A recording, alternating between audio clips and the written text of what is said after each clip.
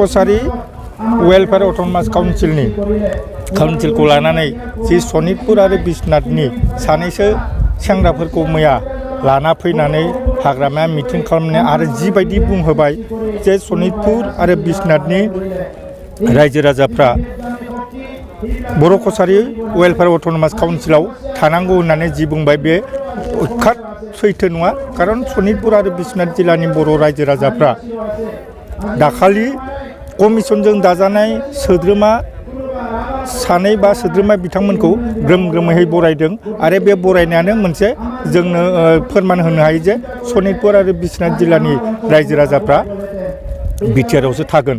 खिन्थु बे नंखाय आरो बे हयथ' बायजानाय सोरनिबा बुंनायनि थाखाय सोरनिबा लाबालाबनि थाखाय सोरबा बेक्तिनि लाबालाबनि थाखाय हयथ' बर' कसारी अट'नमास काउन्सिल वेलफेयार काउन्सिलाव सनितपुर आरो बिश्वनाथखौ सोनांगौ होननानै बिथांमोना बुंदों।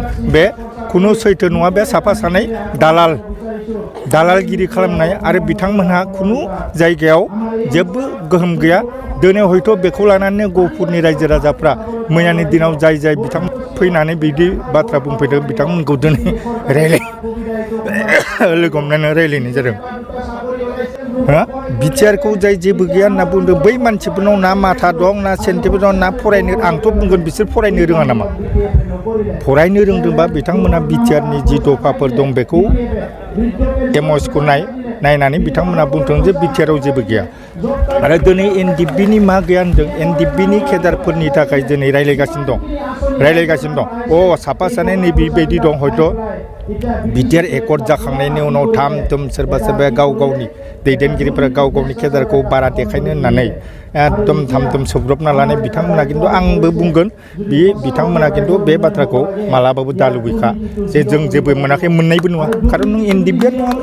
जायफोरा गोथां एनडिएफबि जायफोरा नंथारगौ एनडिएफबि बिथांमोननि थाखायथ' एकर्डआवनो जथेस्थ' मोजां लाना फैदों। बिथांमोननि थाखाय नैबे साननैसोनि उनावनो रिहेबिलिटेसना जासिगोन। जायफ्रा बैसो दं जायफ्रा हायो जायफ्रा क्वालिफिकेसन दं बिथांमोननि साख्रिनि थाखाय दिनै बेबस्था लागासिनो दं। गतिके बेवहाय सोरबा साफा सानै एनडिएफबिफ्रा हयथ' बबे सर्सजों बिसोर मोन्दों बेबायदि जेबो गैया मा गैया होननानै आंथ' बुंगोन जायफ्रा जेबो गैया होनदों बिथांमोनानो गावसोरसो जेबो गैया। गावसोरसो समाजाव जेबो गैया। कमिसननि गेजेरजों माने सनितपुर आरो बिश्वनाथआ थारमाने नैबे बिटिआर ओनसोलाव थागोन आरो रोखा जों बेखौ बुंबोगासिनो थादों रोखाथार आरो बे जों हाबनायखौ लुबैदों। आरो सनितपुर बिश्वनाथ बासिया दिनैनि थारिखआव साफा सानैयाथ' बुंनो नागिरबावो बर' कसारी वेलफेयार कसारियाव अट'नमास काउन्सिलाव जों थानायखौ जों जेबो सिन्था खालामाखै।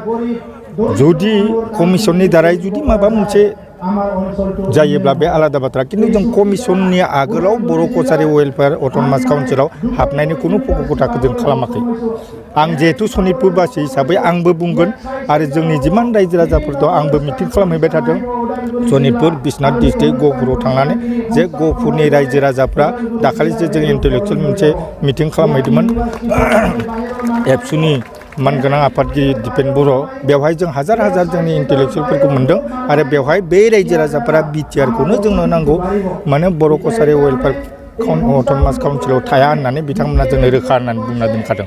थारमाने मैया जितु बुंदों माने नित्य बसुमतारिया बे थारमाने पिजिएसएमनि जानानै नेहाथारि जानानै बिथाङा जितु बुंदों बे नंखाय बियो गावनि बेक्तिगत बे बे खुनु रायजो राजानि आबेग बा अनुभुतिजों फैनाय नङा। बे गावनि बेक्तिगत आरो बेक्तिगत बेनिखायनो आं बुंगोन जे बिथांमोना सोरजोंबा बायजादों सोरजोंबा फानजादों। आंथ' बेखायनो बुंगोन दिनै जोंनि सुक्तिकारि प्रमद बर'खौ जे बेपारि होननानै बुंदों खिन्थु बे बेपारि नङा। जायफोर नित्यानन्दमोनखौ बायदों बिसोरसो आसलथे बेपारि।